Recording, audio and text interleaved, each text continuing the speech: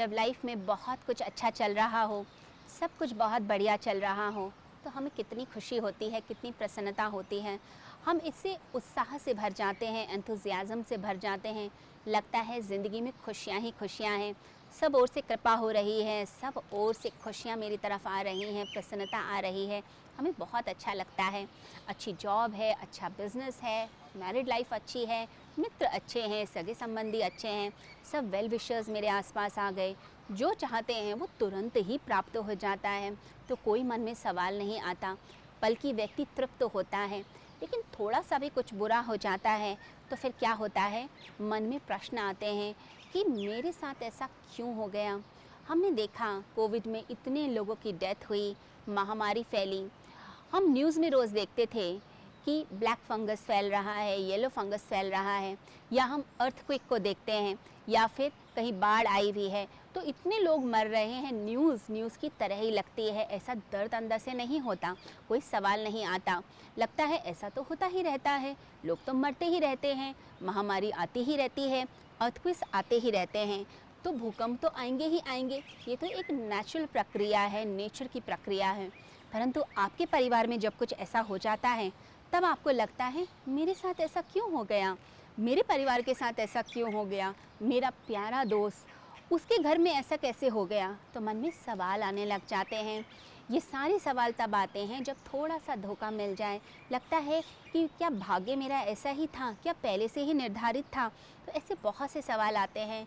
अगर व्यक्ति कर्म का सिद्धांत समझ ले, एक ऐसा गुह्य रहस्य समझ ले, गुप्त रहस्य, क्योंकि जीवन भी रहस्यात्मक होता है, रहस्य से भरा होता है। अगर कोई व्यक्ति इस सिद्धांत को समझता है तो उसकी ज़िंदगी के बहुत सारे प्रश्नों के उत्तर उसे मिल जाते हैं। कुछ ऐसी चीज़ें होती हैं जिनके कर्मों का फल हमें प्राप्त होता है इस जीवन में। आपने कुछ बुरा नहीं किया था, लेकिन कुछ बुरा आपके साथ जन्म के साथ ही हो गया।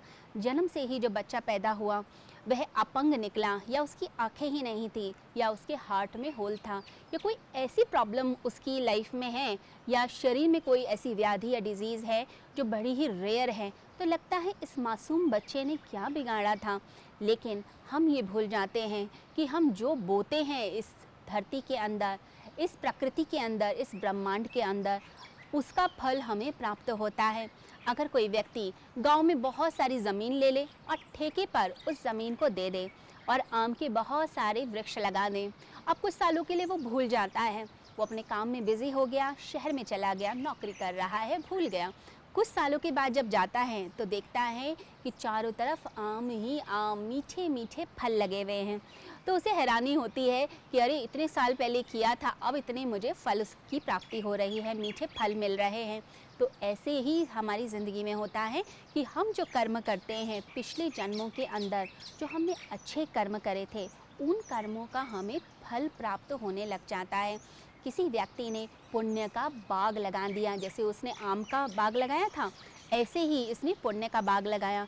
कोई एक ऐसा धर्मार्थ हॉस्पिटल बना दिया जहाँ बहुत सारे रोगियों का इलाज होता है, उनकी आँखों का इलाज होता है, उनके दांतों का इलाज होता है, तरह तरह की बीमारियों का इलाज होता है।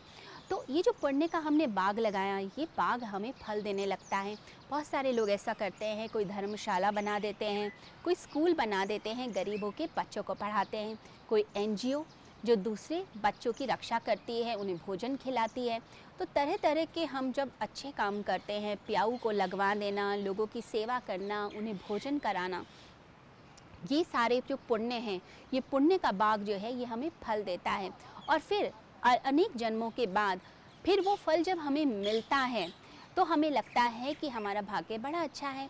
अब वही बच्चा जिसने पिछले जन्मों के अंदर इतने अच्छे अच्छे कर्म किए थे, जब वो पैदा होता है तो पंडित ज्योतिषी जब उसकी पत्री देखता है तो कहता है बच्चा क्या भाग्य लेकर आया है, क्या उसने बढ़िया कर्म करे थे, क्या भाग्य है, इतना प्रतिभाशाली, इतना टैलेंटेड, ये तो यशस्वी बनेगा। तो इतना बढ़िया भाग्य आपका निखर के आता है क्योंकि आपने पिछले जन्मों के अंदर बहुत अच्छे कर्म करे थे, और कभी आपने कुछ बुरे कर्म किए तो उसका भी फल मिलता है। गरीब परिवार में जन्म हो जाना, बचपन से ही कोई बीमारी से आप ग्रस्त हो जाते हैं, धोखा मिल जाता है, रिश्ता टूट जाता है, ये सब चीज़ें हमारे पाप कर्मों का फल होती हैं जो हमें बाहर से मिलती हैं। तो कोई भी व्यक्ति जैसा कर्म करेगा उसका फल उसे प्राप्त होता है। कई बार हम किसी को धोखा देके ये सोचते हैं, उसे क्या पता चलेगा, मैंने उसका बुरा कर दिया पीछे से, उसे क्या पता चलेगा। अब अगले जन्म में क्या होता है, वही शक्ति जो है चेस करती है, एनर्जी चेस करती है, वो आपका पीछा करती है। आपने कोई बिजनेस के लिए कोई इन्वेस्टर ढूंढा, आपने सोचा कि थोड़ा पैसा लग जाएगा, मैं सक्सेसफुल हो जाऊंगा, और आप उस इन्वेस्टर से बात करते हैं, डील भी आपकी फाइनली हो गई लगभग।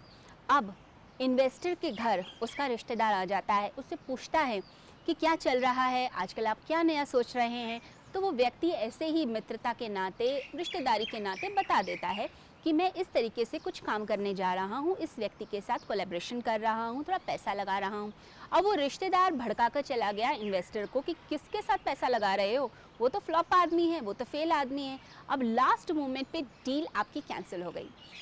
अब आप सोचते हैं कि मैंने ऐसा क्या किया था, कौन भड़का के चला गया, इतना बढ़िया मेरा काम हो जाता, मैं तो कहाँ से कहाँ पहुँच जाता, मैं तो इतना टैलेंटेड हूँ।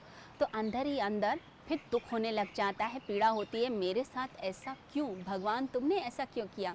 अब पिछले जन्मों में उस व्यक्ति के साथ हमने धोखा किया था, चीटिंग की थी, उसका कुछ काम बिगाड़ा।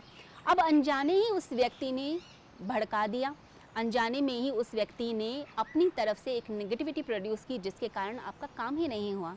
अब आप घर से निकलते हैं, घर से आप निकले अपने बेटे के बिज़नेस को सेट करने के लिए कि मेरा बड़ा बेटा, आज उसका बिज़नेस का पहला दिन है, आज उसका काम सफल हो जाएगा, बड़ी खुशी खुशी आप घर से निकल रहे हैं।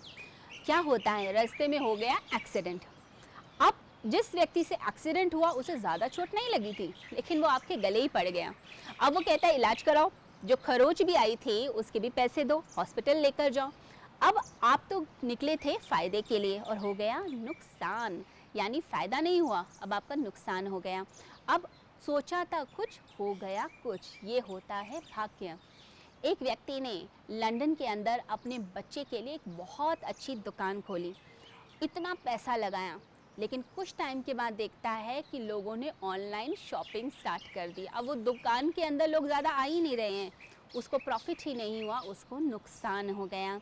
तो ये सारी चीज़ें दर्शाती हैं कि जो कर्म हमने किए थे वैसा भाग्य हमारे सामने आता है, प्रारब्ध हमारे सामने आ जाता है। इसे सोच समझ के कर्मों को करना, किससे हम दुश्मनी कर रहे हैं, किससे हम धोखा कर रहे हैं, वो सब चीज़ें चेस होती हैं। देखिए, कुछ कर्मों के फल तुरंत मिल जाएंगे। जैसे सामने अग्नि रखी है, आपने अग्नि में उंगली डाल दी, तुरंत हाथ जल जाएगा ना। अगर कुछ गलत खा लिया तो 2-3 दिन के बाद फूड पॉइजनिंग हो जाएगी। यदि आपने मोबाइल का बिल नहीं पे किया तो 1 महीने के बाद नोटिस आ जाएगा कंपनी से।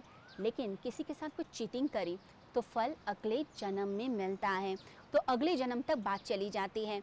हमने ही कांटे बोए, हमने गड्ढे अपने लिए खुद बनाए, और उसके बाद गड्ढे खोदने के बाद जब हम उसमें गिरते हैं तो हम कहते हैं भगवान इस जन्म में तो ऐसा किया नहीं था, मैं तो बहुत अच्छा हूँ, मैं पुण्यात्मा हूँ, पूजा पाठ करता हूँ, भगवान का नाम लेता हूँ, मेरे साथ ऐसा क्यों हो गया, मेरी हेल्थ क्यों ख़राब रहती है, मेरे बच्चों के साथ बुरा क्यों होता है।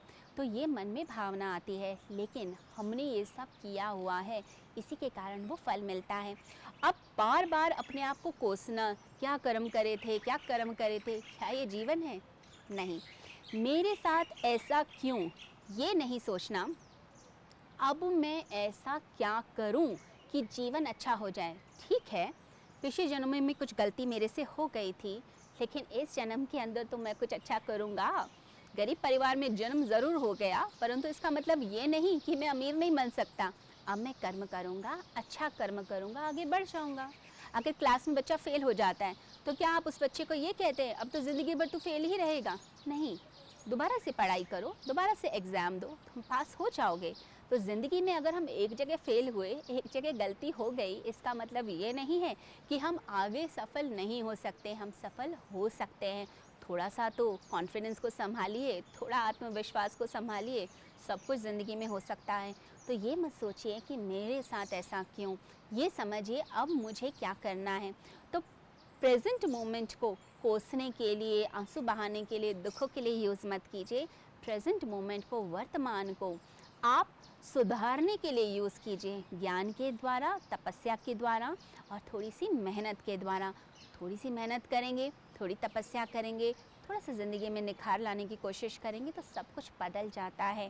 फिर मन में ये सवाल नहीं आता ऐसा क्यों। हमें समझ आती है बात कि ऐसा हो रहा है कर्म के कारण। आगे मैं और अच्छे कर्म करूँगा। मैंने गलती करी, फूलों के बीज नहीं लगाए, कांटों के लगा दिए थे, परंतु इस जन्म में मैं फूलों के बीजों को बोऊंगा और ज़िंदगी की जो बगिया है उसमें फूल ही फूल खिलेंगे, सुगंध ही सुगंध आ जाएगी।